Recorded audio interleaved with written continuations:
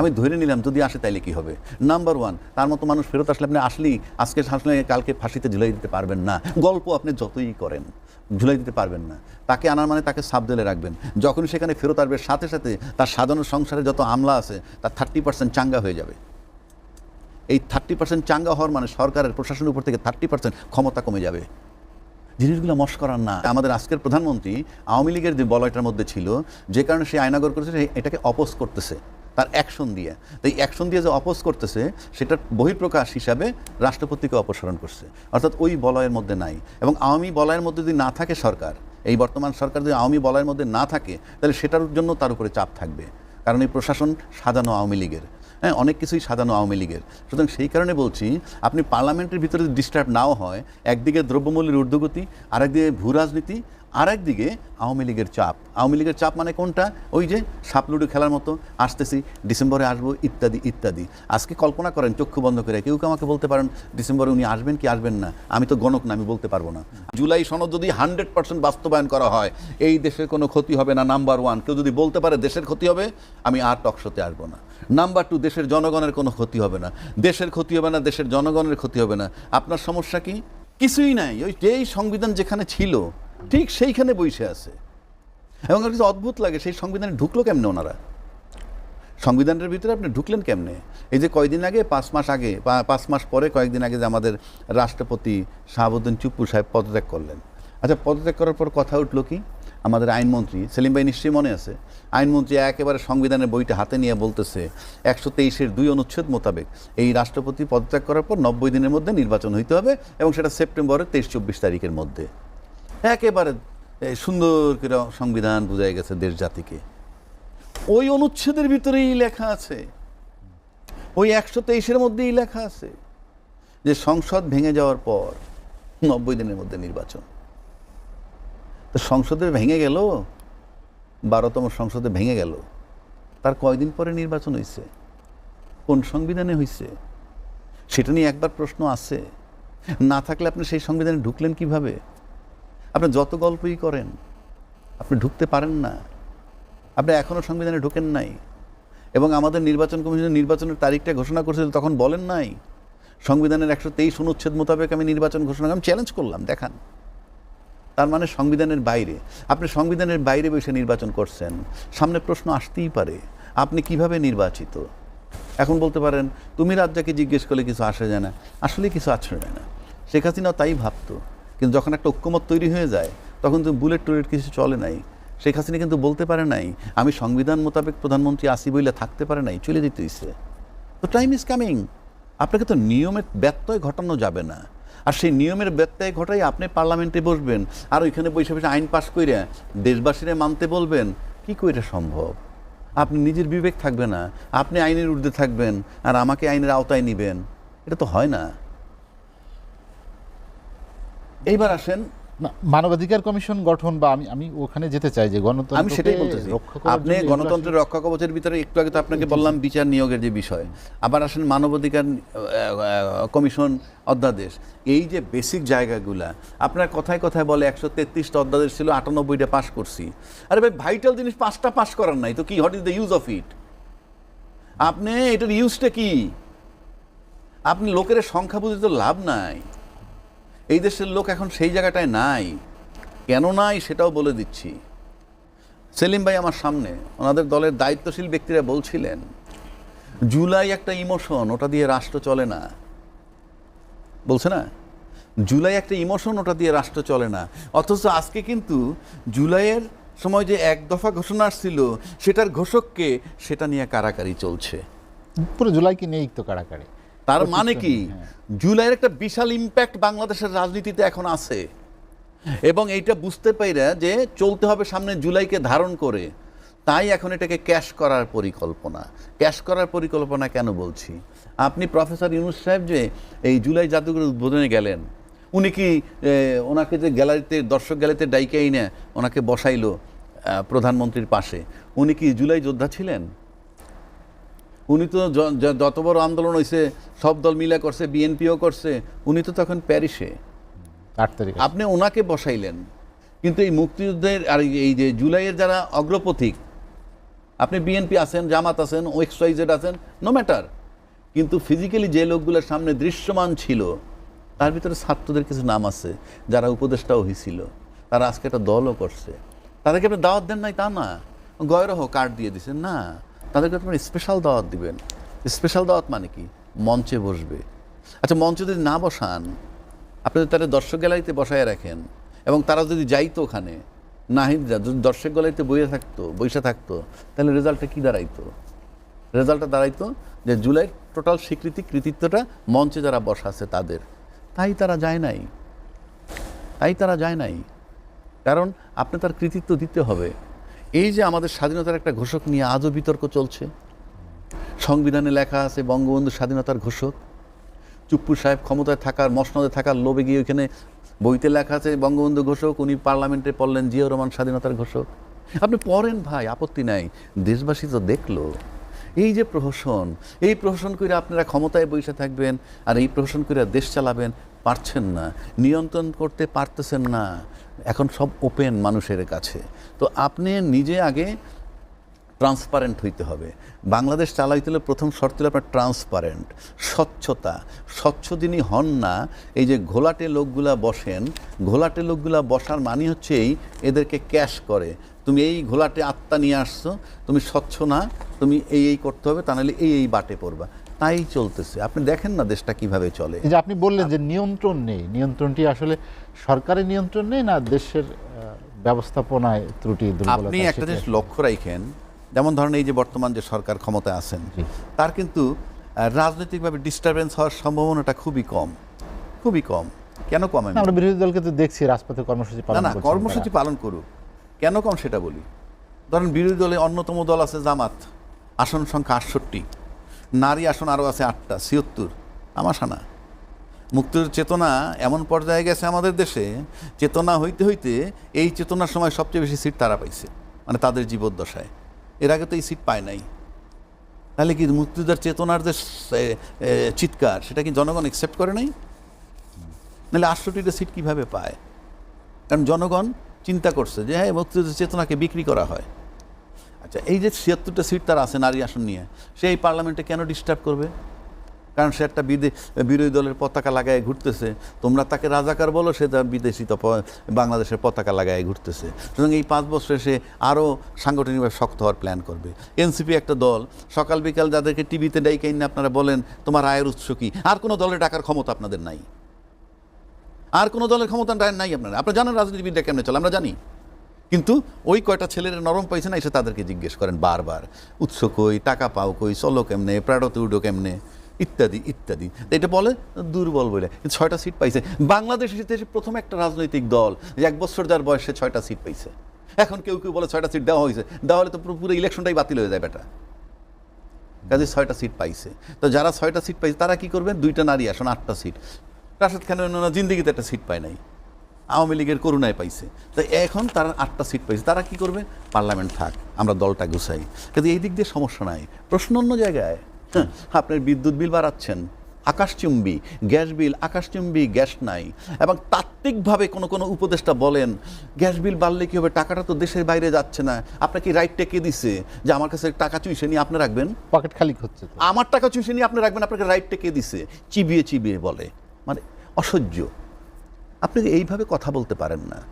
আবার আরেকজন দায়িত্বশীল মন্ত্রী বলছেন আজকে বিদ্যুতের কোনো ঘাটতি নাই, গ্রামগঞ্জে বিদ্যুতের অভাব নাই, লম্বা লাইনটা লম্বা খুব, কোথাও কেটে গেলে খুঁজে বের করতে সময় লাগে, তাই লোডশেডিং থাকে। এগুলো কোনো যুক্তি? এটা ইয়ের মতো। কেউ বলতেছে এখন ইলেকট্রিক চুলা চালায় সেই জন্য বলতেছে শর্ট, যেটা হাসান মাহমুদ বলছিল প্রচুর মোবাইল রিচার্জ করে তাই বিদ্যুতের ঘাটতি। আমরা যে কোথায় আসি আমি জাস্ট আমার মাথায় ধরে না। আপনি গণতন্ত্র খুঁজেন, আপনি আগে ঠিক হন। To the pure all things are pure. আপনি নিজে ভালো তো জগৎ ভালো।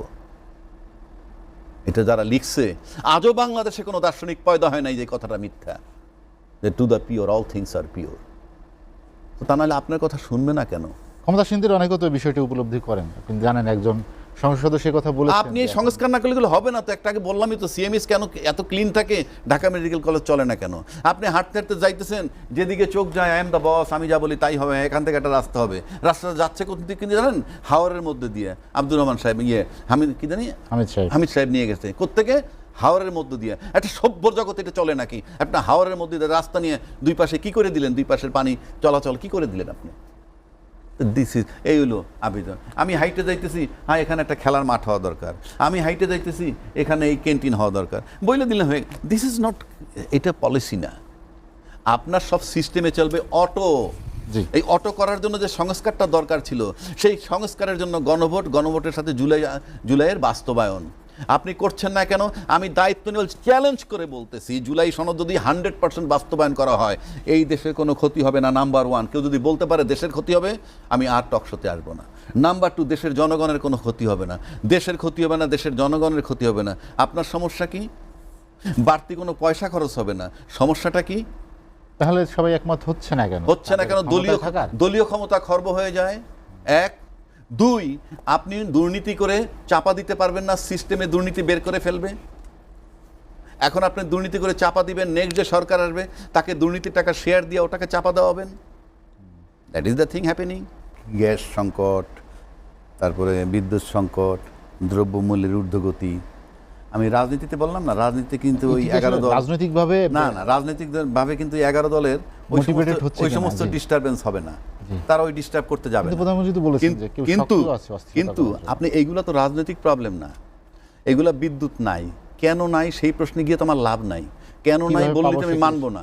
বাসায় খাবার নাই, কেন নাই বললেই তো মানবে না। খাবারটা তো লাগবে, বিদ্যুৎ লাগবে, গ্যাস লাগবে, দ্রব্যমূল্যের ঊর্ধ্বগতি যেটা, এটাকে আপনার নিয়ন্ত্রণ করতে হবে।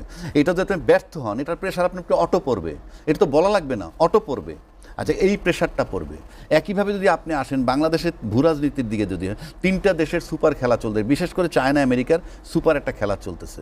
এই চায়না আমেরিকা ইন্ডিয়া এদের সুপার খেলা যখন তুঙ্গে গেছে, তখন কিন্তু হাসিনা টিকতে পারে নাই। মানে উনি কিন্তু হেকমত করে চলছে দীর্ঘদিন, কিন্তু যখন ম্যাচিউরড হয়ে গেছে তুঙ্গে, তখন ব্যর্থ হয়েছেন, চলে গেছেন। চলে যাওয়ার পর ওই তপ্ত পাটাতনের প্রেসে দাঁড়াল ইউনূস সাহেব, ওনারা দাঁড়াইতে দিলেন না। ওনারা কিন্তু দাঁড়াইতে দেন না। 250 আন্দোলন হয়েছে। এখন কিন্তু বলে 5 মাস খুব লম্বা সময় না। একবারও কিন্তু তখন বলে না ইউনূস সাহেবরে আসার পর যে এটা খুব লম্বা সময় না। আরে মেয়ে তাড়াতাড়ি নির্বাচন দেন আপনি। আরে মেয়ে আপনি তো ইউনূস সাহেবের মাথায় লবণ রেখে বড়ই খেয়ে দিতে পারতেন, আপনার যদি লোভ একটু কমাইতেন। ইউনূস সাহেব নির্বাহী আদেশ দিয়ে আওয়ামী লীগরে ব্যান্ড করছিল। এটা দিয়ে যদি পার্মানেন্ট বন্ধ করাই থুইতেন, আপনারা কিন্তু দুধের দোয়া থাকতেন এখন। কিন্তু না, আপনার এসে কিন্তু আবার অফিসিয়াল লিডারে বাতিল করছেন। লায়াবিলিটিসটা আপনার ঘাড়ে চলে গেল। কিন্তু ইউনূস সাহেবের ঘাড়ে থাকলে কিন্তু আপনাদের জন্য সুবিধা হইতো। মানে রাজনীতিতে খুব ভালো বোঝেন আমার কাছে তা মনে হয় না। আচ্ছা, তারপরে কি হলো? তাহলে বিদ্যুতের চাপ আর এই যে ভূ রাজনীতি, যে চাপ পর্যায়ে, এই চূড়ান্ত পর্যায়ে হাসিনা চলে গেল। সেই পাটাতনের উপর, গরম পাটাতনের উপরে দাঁড়ালো ইউনূস। সেখান থেকে নির্বাচনের নামে সে সরে গেল। সেখানে এসে আমাদের দাঁড়াইলেন তারেক রহমান সাহেব, প্রধানমন্ত্রী। উনি কিন্তু তপ্ত পাটাতনের উপরে গল্প আপনি যতই করেন গেল 1 নম্বর। 2 নম্বর, এই পাটাতনের উপরে থাইকে 5 মাসেও কিন্তু ওই রাষ্ট্রপতিকে সরাইতে পারেন নাই। সরাইছেন 5 মাস পরে। কেন? কিঞ্চিত হয়তো পায়ের তলার মাটি শক্ত করছেন, কিন্তু তপ্তলো এখনও তপ্ত আগুন আছে। কেমনে শক্ত করছেন? আপনি কতগুলো সিমটম দেখবেন। সিমটমটা হলো এরকম, যেমন ধরেন আয়নাগরের একজন আর্মি অফিসার আয়নাগর ভোগ করে আসছে। তারা কিন্তু 2টা প্রমোশন পাইছে। তাদেরকে কিন্তু রাজাকারের সন্তান হিসেবে আখ্যায়িত করা হয়েছিল। Try to understand my point. তা রাজাকারের সন্তান হিসেবে আখ্যায়িত করে যখন তাদের আয়নাঘরে নিয়ে গেল, কিন্তু এই সরকার আসার পর 2টা প্রমোশন পাইল, তাহলে বোঝা যায় যে আমাদের আজকের প্রধানমন্ত্রী আওয়ামী লীগের যে বলয়টার মধ্যে ছিল, যে কারণে সে আয়নাঘর করেছে, এটাকে অপোজ করতেছে তার অ্যাকশন দিয়ে। তাই অ্যাকশন দিয়ে যে অপোজ করতেছে, সেটার বহিঃপ্রকাশ হিসাবে রাষ্ট্রপতিকে অপসারণ করছে। অর্থাৎ ওই বলয়ের মধ্যে নাই। এবং আওয়ামী বলয়ের মধ্যে যদি না থাকে সরকার, এই বর্তমান সরকার যদি আওয়ামী বলয়ের মধ্যে না থাকে, তাহলে সেটার জন্য তার উপরে চাপ থাকবে। কারণ এই প্রশাসন সাজানো আওয়ামী লীগের, হ্যাঁ, অনেক কিছুই সাজানো আওয়ামী লীগের। সুতরাং সেই কারণে বলছি, আপনি পার্লামেন্টের ভিতরে যদি ডিস্টার্ব নাও হয়, একদিকে দ্রব্যমূল্যের ঊর্ধ্বগতি, আরেকদিকে ভূ রাজনীতি, আরেকদিকে আওয়ামী লীগের চাপ, আওয়ামী লীগের চাপ মানে কোনটা? ওই যে সাপ লুডু খেলার মতো, আসতেছি, ডিসেম্বরে আসবো, ইত্যাদি ইত্যাদি। আজকে কল্পনা করেন চক্ষু বন্ধ করে, কেউ কেউ আমাকে বলতে পারেন ডিসেম্বরে উনি আসবেন কি আসবেন না, আমি তো গণক না, আমি বলতে পারবো না। আমি ধরে নিলাম যদি আসে তাইলে কি হবে। নাম্বার ওয়ান, তার মতো মানুষ ফেরত আসলে আপনি আসলেই আজকে আসলে কালকে ফাঁসিতে ঝুলাই দিতে পারবেন না। গল্প আপনি যতই করেন ঝুলাই দিতে পারবেন না। তাকে আনার মানে তাকে সাব জেলে রাখবেন। যখনই সেখানে ফেরত আসবে সাথে সাথে তার সাজানো সংসারের যত আমলা আছে তার 30% চাঙ্গা হয়ে যাবে। এই 30% চাঙ্গা হওয়ার মানে সরকারের প্রশাসনের উপর থেকে 30% ক্ষমতা কমে যাবে। জিনিসগুলো মস্করার না, খুব শক্ত হাতে ডিল করতে হবে। আমার মতো লোক যদি থাকতো আমি শক্ত হাতে ডিল করতাম, তাহলে বলবে, অনেকে বলবে উনি মহাপণ্ডিত হয়েছে। না, আমরা বহু লোককে দেখছি নিয়ে উপদেষ্টা বানাইছে, সে তো এই মাঠেই ছিল, হওয়ার পর তো কেউ কিছু বলে না। এখন আমরা বলছি আমি বললাম তো, ওই কোনো দল টানলি আমি যাব না, কথার কথা বলছি। কেন জানেন? আপনি যখনই দলে ঢুকবেন আপনার বক্তব্য শেষ, কারণ ওই বস যা বলবে, বস ইজ অলওয়েজ রাইট। কিন্তু আপনি যে আমার কাছে দায়িত্ব থাকতো, আমি দেখে দিতাম যে কিভাবে এটা নিয়ন্ত্রণ করে, কিভাবে ভূ রাজনীতিকে নিয়ন্ত্রণ করে। বাংলাদেশে কেউ দখল করতে আসবে না, কারণ সভ্য জগৎ এখন আর এটা চলবে না। কারণ এই দেশের স্বার্থ আমেরিকার আছে, চায়নার আছে, ইন্ডিয়ারও আছে। কাজে চায়না দখল করতে আসলে ইন্ডিয়া আমেরিকা ছাড়বে না, ইন্ডিয়া দখল করতে আসলে চায়না আমেরিকা ছাড়বে না। সিনা টান কইরা সুন্দরভাবে সবার সাথে আন্ডারস্ট্যান্ডিং কইরা, দিন শেষে প্রতিবেশী দরকার, তার সাথেও মধুর সম্পর্ক রাখতে হবে, সেই ডিপ্লোমেসি জানতে হবে। আমি চ্যালেঞ্জ করে বলছি, আপনি ট্রান্সপারেন্ট না হলে আপনার মাথায় এইগুলো আসবে না। আপনি যদি অস্বচ্ছ হন, আপনার ভিতরে আসবে না। এগুলো পাওয়ার জন্য যে মেধা দরকার, সেই মেধার সাথে আপনার স্বচ্ছতার সম্পর্ক আছে। যে যত স্বচ্ছ সে তত মেধাবী, তার সনদ না থাকতে পারে। সুতরাং বাংলাদেশে যারা সনদধারী রাষ্ট্র চালাচ্ছেন, এরা কেউই স্বচ্ছ না। আপনি দেখেন না, বহাল তবিয়তে সব আছে, সব কিছু চলছে, সবই আগের মতো আছে, সব আগের মতো আছে, সংবিধান আগের মতো আছে। আপনি হাঁটতে হাঁটতে যাইতেন, এইখানে আমার একটা কলেজ করা দরকার, কইরা ফেলাইলেন, who cares, this is the thing happening. So আপনাকে এখন এই রাজনৈতিকভাবে জামাতের 11 দলীয় জোট কিছুই করবেন এই সরকারকে, আপনি তর্কের খাতিরে ধরে নিলেন, কিন্তু এই ক্রাইসিসটা কাটাই উঠতে হলে, ভূ রাজনীতি সব মিলে হইতে হলে তার একটা ঐক্য দরকার, জাতীয় ঐক্য। জাতীয় ঐক্য সবচেয়ে স্ট্রং। যেমন শেখ হাসিনা দিল্লিতে আছে, তার ব্যাপারে কিন্তু জাতীয় একটা ঐক্য আছে, কম বেশি একটা ঐক্য আছে। আমাদের একটা ঐক্য দরকার।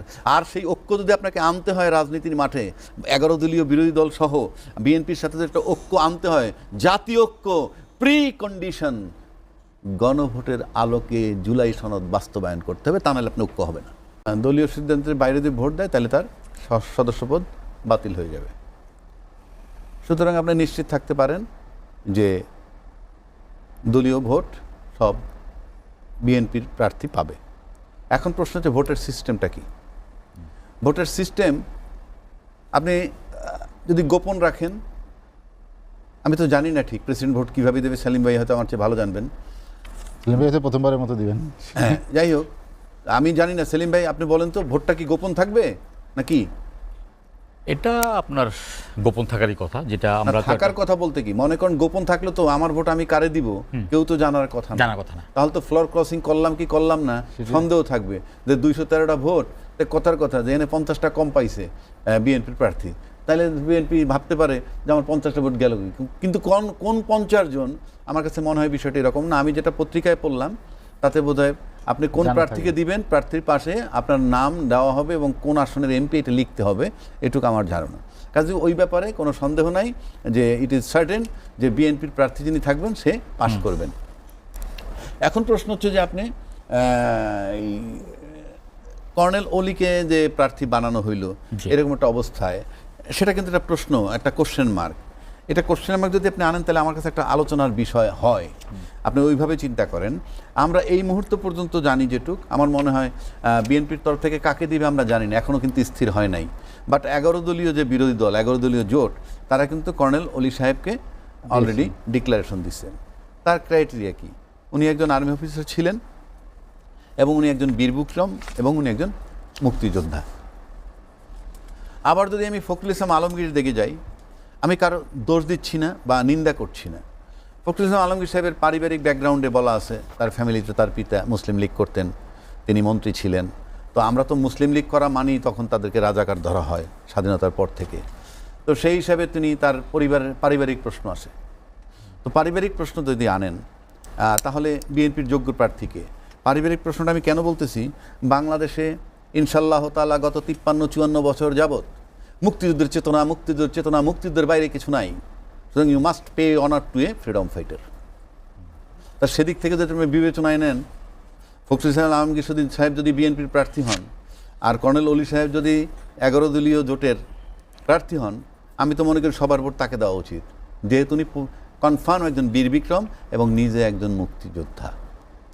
কারণ আপনার স্বাধীনতার মুক্তিযুদ্ধের পক্ষে, চেতনার পক্ষে, ফুল টাইম চেতনার পক্ষে। তা আপনি চেতনার পক্ষে থেকে যদি ভোট চেতনার পক্ষে না যায়, তাহলে তো এটা ইনজাস্টিস। সেক্ষেত্রে আমি মনে করি বিএনপির একজন ভালো প্রার্থী আছে, আমার ব্যক্তিগত ওপিনিয়ন। আমাকে কি বিএনপি ভাত মাছ দিবে না, আমি জেনুইন কথাটা বলছি। বিএনপিতে একজন ভালো মুক্তিযোদ্ধা আছে, যিনি নিজে মুক্তিযুদ্ধ করেছেন, উনি মেজর হাফিজ, যিনি বর্তমান ভারপ্রাপ্ত দায়িত্বেও আছেন। উনি মেজর হাফিজ। আপনি দেখেন একজন ব্যক্তি কতটা ক্রাইটেরিয়া দেন, মুক্তিযোদ্ধা হাফিজ, মেজর হাফিজ, ফুটবলার হাফিজ, তারপরে সাংসদ হাফিজ, মন্ত্রী হাফিজ, স্পিকার হাফিজ, ভারপ্রাপ্ত রাষ্ট্রপতি হাফিজ। তো বিএনপিতে তো এর চেয়ে যোগ্য কোনো লোক নাই। এবং যদি মুক্তিযোদ্ধা হাফিজ ইলেকশন করেন আর মুক্তিযোদ্ধা কর্নেল অলি নির্বাচন করেন, সেক্ষেত্রে মুক্তিযোদ্ধা হাফিজ যদি ভোট, জামাতের ভোটগুলোও পান, তা তো আমার কাছে ভালো লাগবে। কিন্তু যদি মুক্তিযোদ্ধা কর্নেল অলি ইলেকশনে দাঁড়ান আর বিএনপির তরফ থেকে আরেকজন এমনভাবে দাঁড়ান যার এই মুক্তিযোদ্ধা হিসেবে তার পরিচয় নাই, যার পারিবারিক ব্যাকগ্রাউন্ড নিয়ে বিতর্ক আছে, সে যদি পাশ করে, তখন মুক্তিযুদ্ধের চেতনা নিয়ে কথা বলা তাদের জন্য নিষেধ হওয়া উচিত আমি মনে করি। তো সেই হিসাবে একটু রাজাকি ভাই আপনার সঙ্গে যোগ করি, যেটি এরশাদ হোসেন সেলিম বলেছেন যে আরেকটি নির্বাচন এর আগে হয়েছে 91 সালে, যেটি তখন বিএনপির প্রার্থী ছিলেন আব্দুর রহমান বিশ্বাস, আর বিরোধী দল থেকে দেওয়া হয়েছিল বিচারপতি বদরুল হায়দার চৌধুরী। নিশ্চয়ই তাদের দুজনেরও আপনি আপনি তো ওইভাবে নিয়ে আসেন, জানেন, তখন আব্দুর রহমান বিশ্বাসই জয়ী হয়েছিলেন।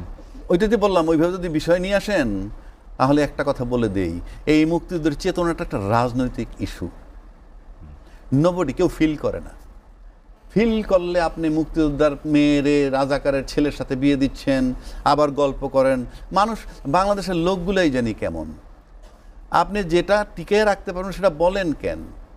আপনি মুক্তিযুদ্ধে এত গুরুত্ব দেন, মুক্তির জন্য জীবন দিয়ে দিতেছেন, হাতাহাতি হয় টকশোতে, যাদের বয়স 75-76 তারা হাতাহাতি করে, উত্তেজনা দেখলে নার্ভাস হয়ে যায় দেশ জাতি। তাহলে আপনি মুক্তিযোদ্ধা ভোট পাবে না কেন? এই জন্য আমি বলবো, মুক্তিযোদ্ধার চেতনা বাস্তবায়ন করতে হইলে, মুক্তিযুদ্ধের প্রতি সম্মান দেখাইতে হইলে বিএনপির মধ্যে একমাত্র প্রার্থী এখন এই মুহূর্তে মুক্তিযোদ্ধা হাফিজ। তাহলে কি কর্নেল অলিকে রাষ্ট্রপতি প্রার্থী করে জামাত এবং 11 দল মুক্তিযোদ্ধার প্রতি এখন যদি মনে করেন এখানে ফখরুল ইসলাম আলমগীর সাহেব এমপি থাকেন, প্রেসিডেন্টের পদে থাকেন, আর ওইদিকে যদি কর্নেল অলি সাহেব থাকেন, তাইলে যদি ফখরুল ইসলাম আলমগীর সাহেব পাস করেন আর কর্নেল অলি যদি ফেল করেন, তাহলে জাতি সুচিন্তিত মতামত দিছে মুক্তিযুদ্ধের বিরুদ্ধে। যেটি আমি আপনার কাছে জানতে চাই যে জামাতে ইসলামীর নেতৃত্বে যে 11 দল, তারা কি আসলে তাদের এখন যে কার্যক্রম আপনি জানেন, আমি একটু পিছনে যেতে চাই, বিরোধী দলের নেতার বাসভবনের আলোকচিত্র থেকে শুরু করে, আলোকচিত্র পরিদর্শন থেকে শুরু করে, এবং কর্নেল অলিকে রাষ্ট্রপতি মনোনয়ন দেয়া, তারা কি মুক্তিযুদ্ধের প্রতি ঝুঁকে গেল কিনা? ডেফিনেটলি। আপনি যখন একটা মুক্তিযুদ্ধের, শোনেন, কর্নেল অলি সাহেব জামাতে যোগ দিলে, বাংলাদেশের ক্যারেক্টারটা কেমন জানেন?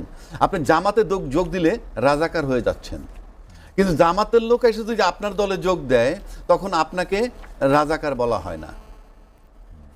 মানে ওইখানে গেলে রাজাকার হয়ে যাবেন, এইখানে আসলে আবার ওই রাজাকার পরিশুদ্ধ হয়ে যায় অন্য একটা দলে গেলে। এই যেমন ধরেন আমাদের প্রায়ত হাসিনা, মানে কি বলে, সাবেক প্রধানমন্ত্রী হাসিনা তার মেয়েরে যখন বিয়ে দিয়ে দিলেন, আমরা জানি রাজাকারের ছেলের কাছে, ওটা জায়েজ হয়ে গেছে, ওটা নিয়ে কোনো বিতর্ক নাই। ওই 16 বছর কেউ কথা বলে নাই।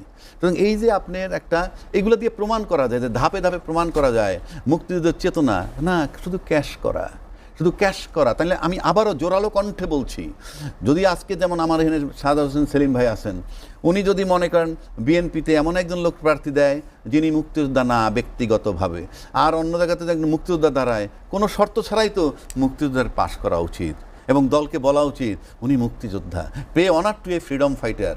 অন্যথায় এটা প্রমাণিত হবে যে এটা শুধুই কথার কথা।